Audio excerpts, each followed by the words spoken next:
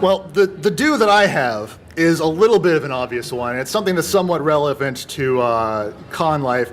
It's the importance of maintaining proper hygiene.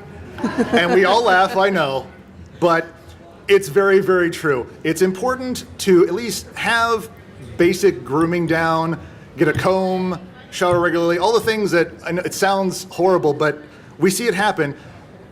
And also realize that, fine, you want to be comfortable with yourself, you kind of let yourself go, but also realize other people are kind of tuning into that. And if you're walking around looking and smelling like a burlap sack of onions and swamp ass, you ain't going to be on the prowl that day. That is not your day. Yeah, and if you find someone who's into that, marry them. Yeah. Marry them immediately. Go to the courthouse then. Yeah, in general, and this doesn't just apply to dating, this applies to all human interaction. Right. I mean, just as an aside, we always joke, ha ha ha, yeah, it sure does suck when some guy smells funny. But I assure you, there are, 8,000 people or something here, give or take? Yeah. If we all laughed and took it seriously, we would never have this problem. Yeah. Yeah. It's in the con guidelines now. It's Yeah. in hard copy. Well, and I know there's this tendency to be like, hey, people should like me for me. You're right. Yeah. But it's treat, especially if you're out there actively looking. Like if you don't want to meet anybody, do whatever the heck you want.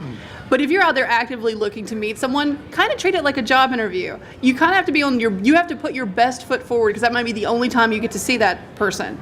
And if you're not putting your best foot forward, they're not getting to see the potential and you at your best, which it isn't fair to you and it isn't fair to them because they could really be looking for someone exactly like you. It's kind of like that old cliche, you don't get a second chance to make the first impression.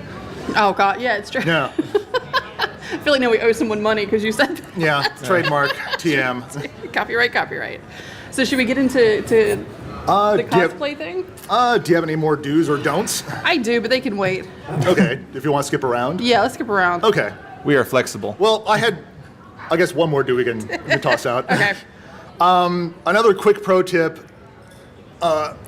When you finally do reach that courage and you are dressed to the nines, ready to ask someone out, I always like to advise don't ask someone out because it sounds almost like you're in high school. Do you want to go out sometime? You want to go see a movie? What do you want to do? I don't know what to do. You kind of have to have a plan. So I always have the mentality of don't ask someone out, invite them to something you're already going to do. So let's say, hey, there's this new sandwich joint around the corner from my place. I was thinking about checking out. Why don't you go check it out with me? You guys are having lunch together and it's sort of a date. Or if they say no, you're going to get an awesome sandwich that day. So at least then it's a win-win situation. Sandwiches are half the battle. Oh my Yeah. God, I love sandwiches. Yeah. And plus it's always, like we were saying earlier, it's good to have your own passion, your own agenda, and have your own path and not have it resting on someone else. So if you're already happy with yourself and doing what you want to do, it's just a matter of them it's where am I going and who's coming with me? Right. And then actually that reminded me of another, that didn't specifically remind me of another don't, but there's this sort of myth that like women's magazines put out and popular culture kind of tells us that women like to play hard to get. And I would go so far as to say maybe some of the women who already who you're friends with, maybe they might play hard to get. Strangers, women you've never met before, if they say, no, I can't because I'm meeting my friends, no, I've got to go to work, no, I've got to get home, no, thank you. When they say that, if they don't know you, they mean it. Women don't play hard to get to men they don't know. And so just take that as okay, well, maybe some other time and walk away and chalk it down to, sorry, maybe next time, or, this one didn't work out. I get a lot of questions from people who listen to my podcast. They'll email in and they'll say, hey, so there's this girl at work and she keeps constantly turning me down, but I think maybe it's because she's playing hard to get. It's like, no, if she's constantly turning you down, she's not interested. And to sort of save your dignity and to make her feel less uncomfortable, just give it up. Be like, oh, okay, not everybody's going to like you. Yeah. And it's the Russian roulette wheel of dating and putting yourself out there. Sometimes, it's gonna land on what you didn't bet on. So cosplay. Before we go to cosplay, everyone in the back, we have some room up here if you'd like to come in and sit down. It's cool. We are a social bunch. It's totally Super cool. front row seats. They've told us we cannot bite you, so you're safe. We asked. When have you ever done what you're told? That got awkward. Just slightly. All right, so cosplay. So, all right. Yeah. Yep. You are now the front row. Behold. Go for it. There you go. Gibbs. We'll help you at the end. We'll get.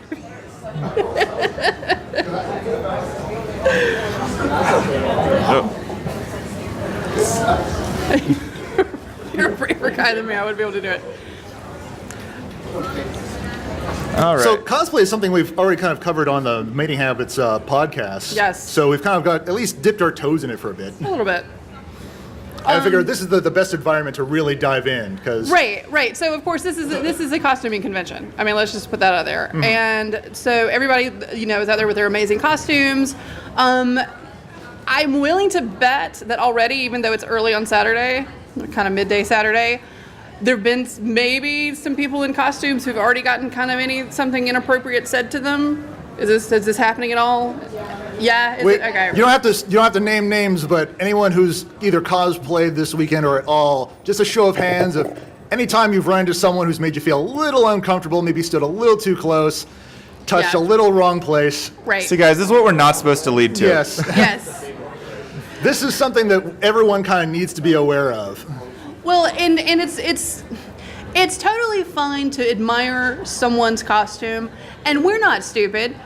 If they're if people are out there looking cute and they've got their sexy costume on, duh, like you're that's why I always say boobs are put in the front so you can look at them. I mean, like that's what it's kind of in our nature to do, but making people feel uncomfortable, and it happens to men too, based on the way you give someone praise for their costume is, oh hey, that's such and such from that show, I love that, oh that's such a good costume, how long did it take you, did you do it yourself, oh that's great, as opposed to, hey, you look really good in that, I should go get my costume that corresponds with that and let no, like you first of all, you're not the first person to say that to them today, so Yeah. that you're not even being original. Second of all, ew, like they're out there, they're in a costume to have fun, and it's the whole experience, and it kind of ruins it, and it makes people, there's a big thing on the forum, on like all the, like the Comic-Con forums and all that kind of stuff, and like a whole new movement about cosplay doesn't equal consent. It's Yeah. becoming a huge problem, and what it's going to do is make people who are really good at cosplay not want to do it.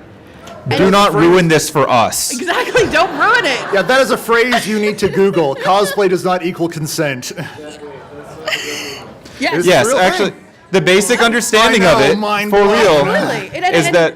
Go Go ahead. ahead. Well, no, I mean, it's sad, and it's the idea that if someone dresses up as Catwoman, and and they've got and if it's a woman and she's got the zipper all the way down to her navel, that still doesn't give you the right to go up to her and talk about how sexy she is and how great her boobs look.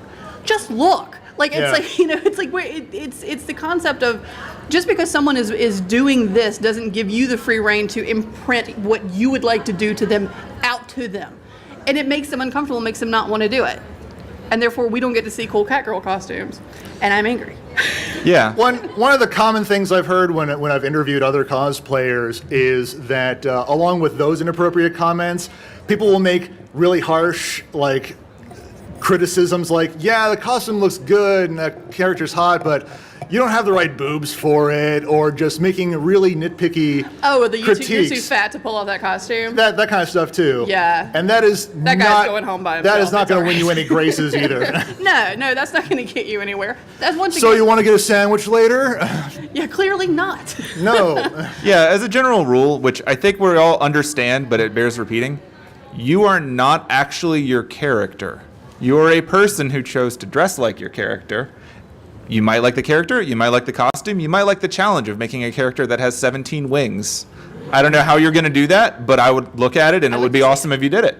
Yes. But yeah, that's it. It's a costume. You don't walk up to someone on the street and go, hey, your shirt looks really great on you most of the time. Yeah. That's what you're doing. It's just in a Right. different I'd like to environment. see you out of it. Yeah, like this.